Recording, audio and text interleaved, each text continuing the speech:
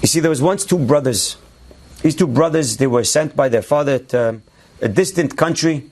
And he told them, my dear boys, I want you to be on your own. I'm sending you away. Build yourselves up. Build your families. And do what you need to do. Provide for yourselves. And sure enough, one brother goes, the other brother goes. They go together. They're living next to each other. While the older brother became very wealthy and successful, the younger brother, unfortunately, did not become wealthy. And he was not successful financially. And the day comes, and the older brother gets a telegram from his father. And in the telegram, he sees that his father's writing, Sarah, your sister, is engaged, Mabruk, the wedding is in 3 months. I want you to come. It'll be an honor for me to have my boys next to me. I want you dressed your finest. Whatever you spend in order to come to the wedding, that's my honor. And I'm going to pay for everything. Just make sure that you're here, well-dressed, and on time for the wedding. And P.S., don't forget to tell your younger brother as well.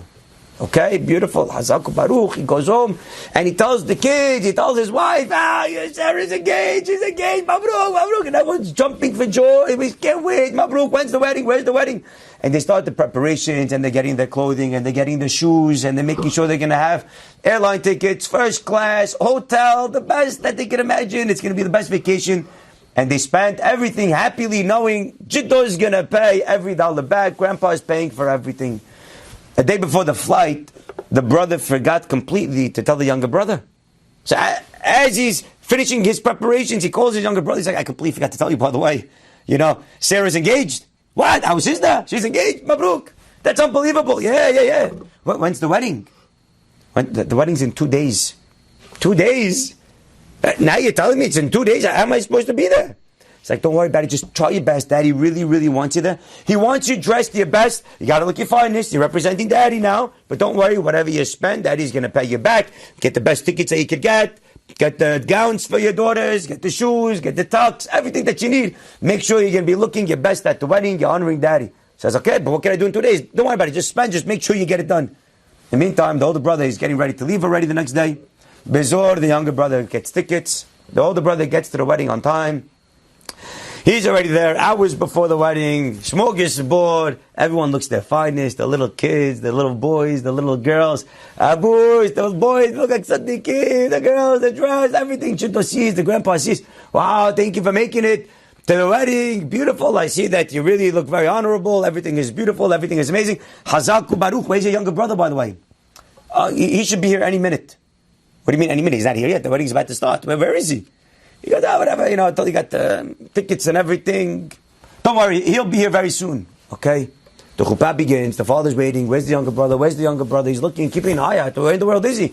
He told him 3 months ago that there's going to be the wedding. Where in the world is his young son?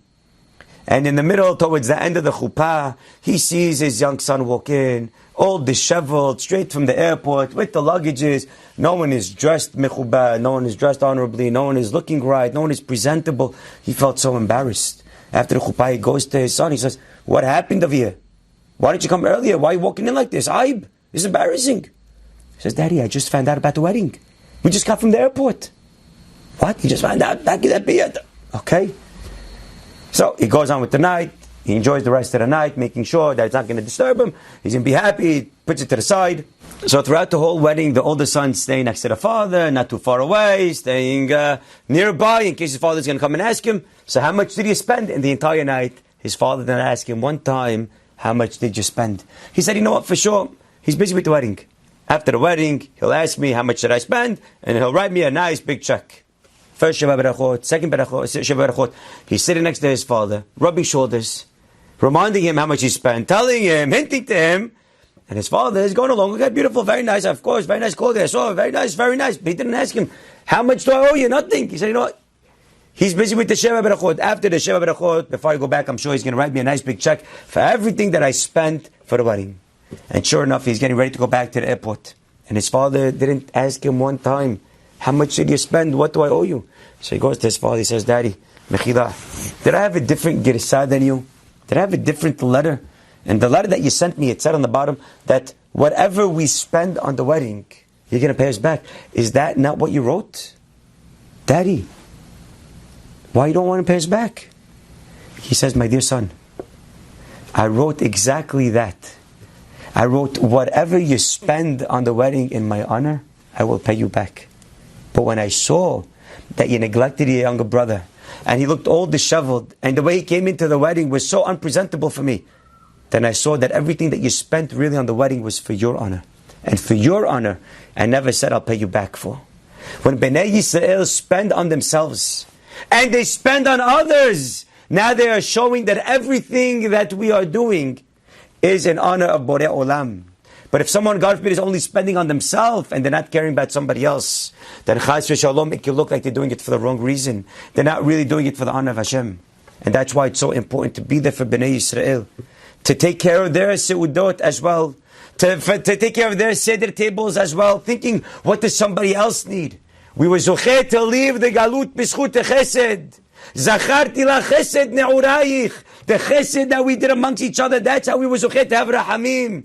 And that's why it's so important that if we want to have a beautiful seder table, if we want to have an unbelievable night full of kedusha, then we really have to make sure maybe to take our tables and other tables to a different level. Thinking about somebody else. That's one of the biggest preparations that we could do for Hag HaPesach, caring for another Jew, doing chesed. B'schut chesed we left. And Be'ezat Hashem, inshallah, b'schut chesed, we will be zocheh to leave this galut. And Be'ezat Hashem, bekarov, we'll be zocheh to see the Geulah Shelema, b'mehera, b'yamenu, amen. Tizku l'shanim rabot, ne'emot v'tovot.